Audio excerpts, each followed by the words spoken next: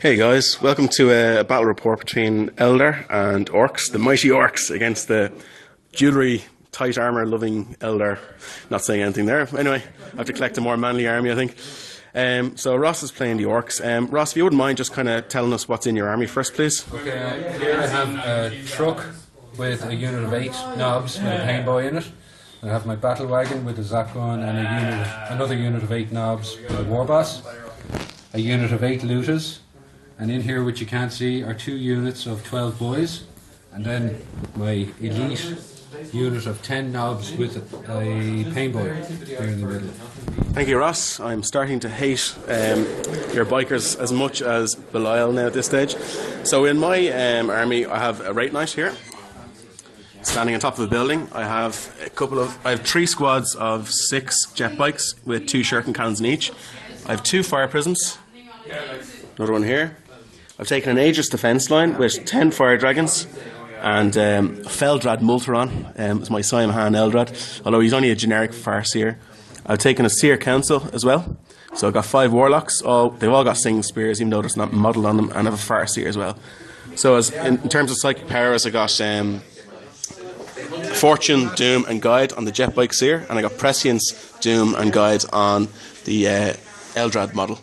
So we got Relic, so it's a 1650 point battle, and I'm going to talk to you again after the first turn. I'll get you up to date. Okay, talk to you soon, bye.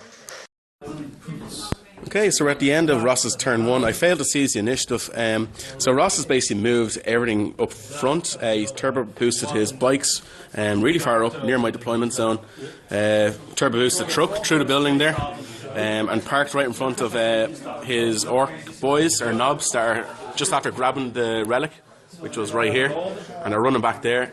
So he shot his Lutus at my Wraith Knight, and hit twice, and wounded twice, and I managed to save twice, so nothing happened to him. And that was the only shooting that he could do. So we're over to my turn now, very quick, so I'll talk to you soon. Hey guys, so it's the end of the Eldar turn 1, and it was probably the most successful shooting I think I've ever had with an Eldar army. Pretty much decimated all his knobs. He's only got 2. Was casting reveal on them, and they were doomed and had guided units shooting at them and everything. So pretty much really concentrated a lot of firepower on them and took most of them out. Took out the war buggy that was here, and also the Seer Council charged the knobs that came out of the destroyed war buggy and killed all but 1. And there's 1 guy holding the Seer Council up there. I then turbo boosted the guys that were here over into the building here, so they're going to try and stop maybe the relic guys over here. The Wraith Knight wasn't very successful. 2 shots at the battle wagon over there and 2 hits, but didn't penetrate the AV-14 with the strength 10 guns. And that was pretty much it. So we're going to see what happens in turn 2 of the Orc phase. Talk to you soon. Hey guys, right, this is the end of Ross's second turn.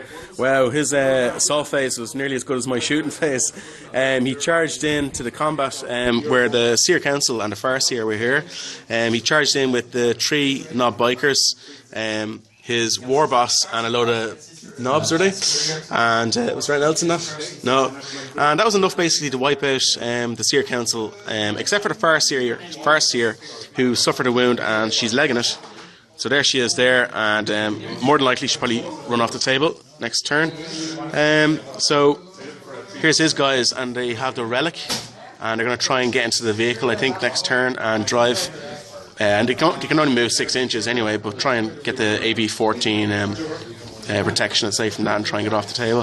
So it's on to my second turn next, so I'll talk to you soon at the end of that. Very good.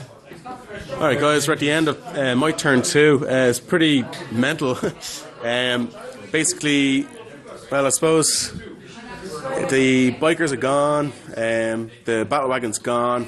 I have him over in the flank here, and killed the last, I think it's a weird boy or a pain boy. His war boss has gone in for cover here, and these guys still at the relic, and his loot is at the back there, so there's not much left actually. Hopefully I can try and clinch this, but I will be back with you after his turn 3.